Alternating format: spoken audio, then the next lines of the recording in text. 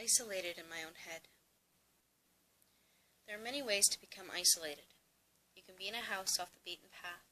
You can move to a new city and not know anybody. You could even get lost in the wilderness. I never had this problem growing up. Not because I could make friends easy, or my parents never moved to a private house, or I never left the safety of my house, but that I had voices in my head that never stopped talking to me. Please don't be scared for me or of me. The voices were always nice to me, and even helped me on occasion. When I was hurt, they helped calm me down, or when I was doing something dangerous and they talked me out of it. They helped me and played with me when I was bored. My parents weren't neglectful or abusive in any way, so the voices weren't born out of trauma. I think they came from me just being bored one day. I never really thought of having voices in your head as something wrong or dangerous, just normal.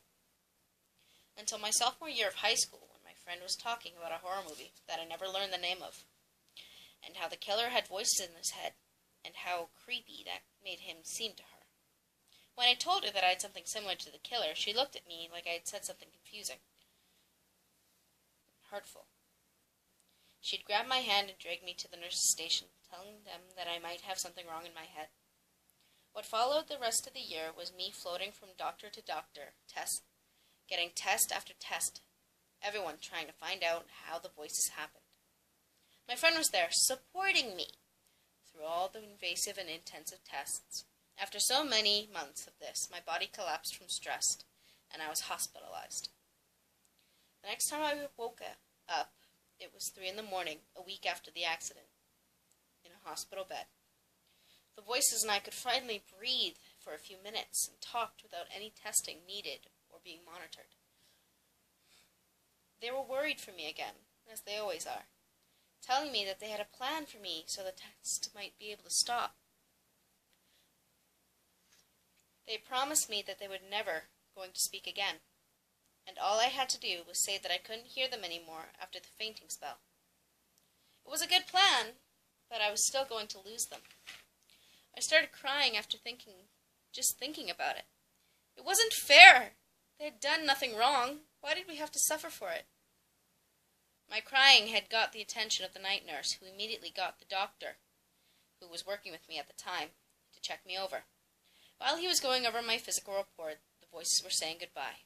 One by one, they left my head, and told me to cry silently, so the doctor wouldn't know something was wrong. As the last of them went, I was silent. I started to feel cold, not having them with me again.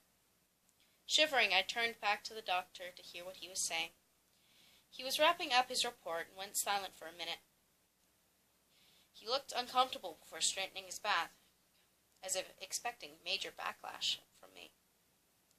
He asked if the voices and I felt any better prior to the incident, and if they had helped contribute in any way. I'd almost start crying all over again. I told him they were gone, and now I just felt cold. I told him that the voices had gotten worried over the amount of tests that happened and how tired I was after each session, that they had decided to leave me alone and never speak up ever again, in hopes that I would be left alone. And now, I just felt cold. I was kept there for some more tests and sent home when nothing really happened. My parents were so happy that I lost my friends that they had thrown a party to celebrate their deaths, and called it a welcome home party for me. My friend seemed more comfortable with me not really talking anymore, making me think that she wasn't really a friend anymore. I still feel cold, even after 8 years. The chill never really left me alone.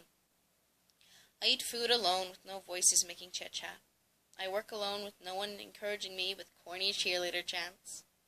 I walked home alone, with no strange thoughts, questions, or opinions distracting me from the darkness of the street.